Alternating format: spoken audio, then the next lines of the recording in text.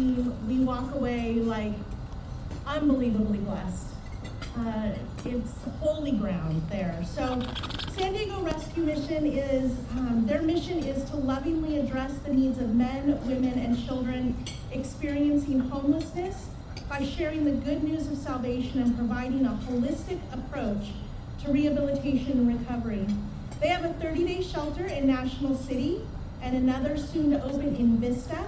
Both are called lighthouses. And they also have a year-long residential recovery program called the Mission Academy at their downtown site. Last year, the rescue mission was able to help 1,774 individuals get off the street immediately. That's amazing, yeah.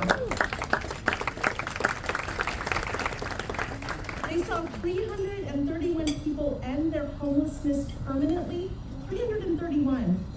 And 160 graduated from their academy program. They're going to have another graduation, I think in the first week of November. November 1st. I would encourage you guys to come down and be a part of that. It is amazing to see.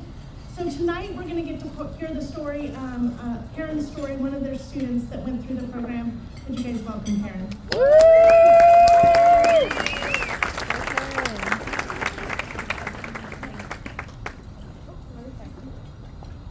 Hi everybody, good evening. How are you guys? Good. Well, I first just want to say thank you for taking the time while we eat this delicious food to hear my story and to hold space for us that are speaking. You know, this definitely is an environment that I felt love in the atmosphere. I felt this is a place where we're seen, heard, and loved. And I first just want to get into, I am a recent graduate from the Rescue Missions program, residential program.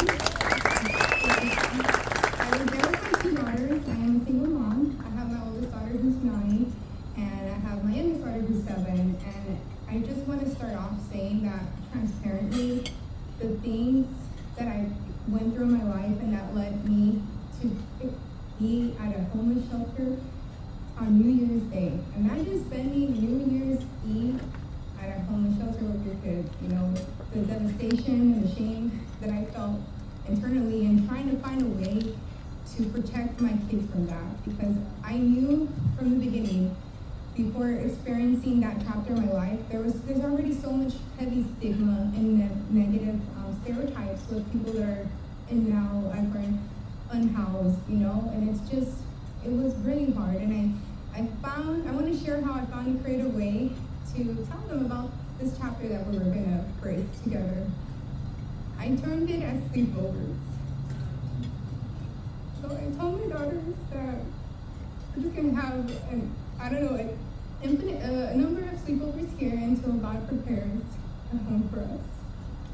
And it was something that there were so many things that were already outside of my control, and I held on to the few things that I could. And it was being careful how my kids were gonna identify themselves and label themselves, because as we know, language is so powerful, and there's so many terms and language that's thrown out there to people in marginalized communities that shouldn't be happening, because there's a lot of aftermath to that.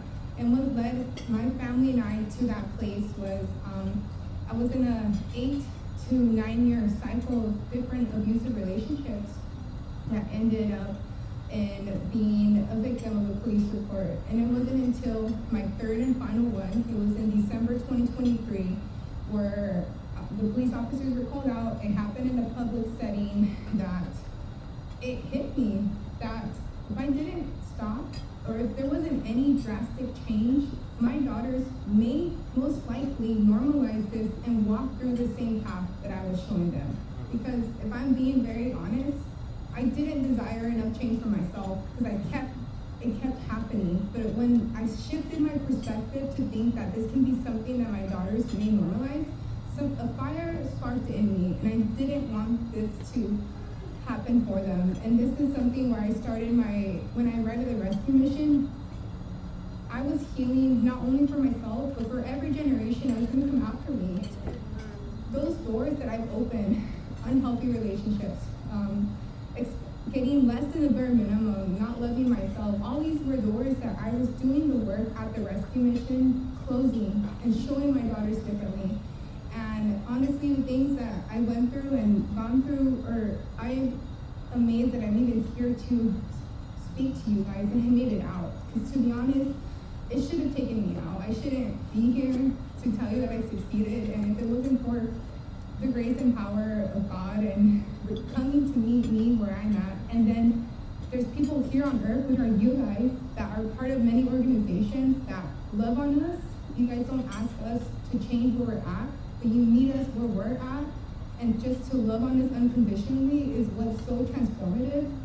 And I'm very grateful for me, that was the San Diego Rescue Mission, and I'm here with a couple of my people that I work there and do amazing work. And at the Rescue Mission, when we first arrived there, they do offer, yes, our need is we need a place, but there's more to that. We need to process the trauma we went through. We need to really look at what led us here, because if we were to be given housing, prematurely without doing the deep work, we could most likely end up in being out of position again, because I believe it's about transforming our hearts and minds and addressing.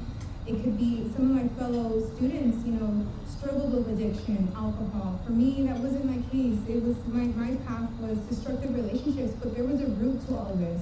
And being at the rescue mission helped me identify it was literally I wanted to be belonged or feel a part of, because there were some wounds created as a child that I learned that whatever you don't transform gets transferred and into your adulthood. And it started really affecting my life. And then my season at the rescue mission was very sweet. They have 3 to 4 months, depending on the pace, these classes that are trauma-informed care that help us process what we went through, give us tools, help us have vision and faith and hope again. Because when you first arrive to these places, if I'm being honest, the first thing that goes through your mind is like, how can it get any better? Is there any hope? And I remember my hope being attacked, but I held on to the promises of God, knowing that He's consistent and He can use this for His glory, and that's what carried me through. And then what made it, in a sense, easier was all the amazing staff and volunteers. But we have something called Monday Nights at Missions, where different churches, nonprofits, or even universities come and make us feel human. And every other organization that has impacted me and my kids' life, I'm standing here, but there's many people standing behind me that helped make it happen. And the fact that you guys believe in us and are here to just empower us and speak love to us makes a world of a difference. Because for most people don't think that we're worthy of this help, and that's just not the case. And it's just been an amazing journey being in there. There's been a lot of restorative moments. Prior to arriving to the rescue mission, not only I was suffering, my kids were too. And I'm really happy and I can brag about the fact that during my time at the rescue mission and after, some of the accomplishments they made were now being at grade level in their reading. Because even things like that, their attendance wasn't great prior, but now they have consistent attendance. And these are all signs of the health and growth that we have made as a family. My daughter is able to be a child again, and I just want to thank you guys for believing in us and being here and having this time. I'm a story of hope of what you guys believe in, and thank you. I'm here with Tim, and I just want to acknowledge you. Yes. I just wanted to take 30 seconds. Yes. Karen is an amazing example of the hundreds of success stories coming out of the San Diego Rescue Mission. I met her the first day she stepped in there, and she is so powerful in terms of how she moves the hearts of staff members like myself and Natasha and others, because she's full of faith, she's full of hope, she's a mother who has changed the game for herself and her whole family. And I want to thank you, Hope for San Diego, because as we work with immigrants, as we work with the homeless, as we work with men and women that are coming away from domestic violence, and we're giving them a chance in 1 year to rebuild their lives, thank you. Thank you for your support. God bless you. Thank you.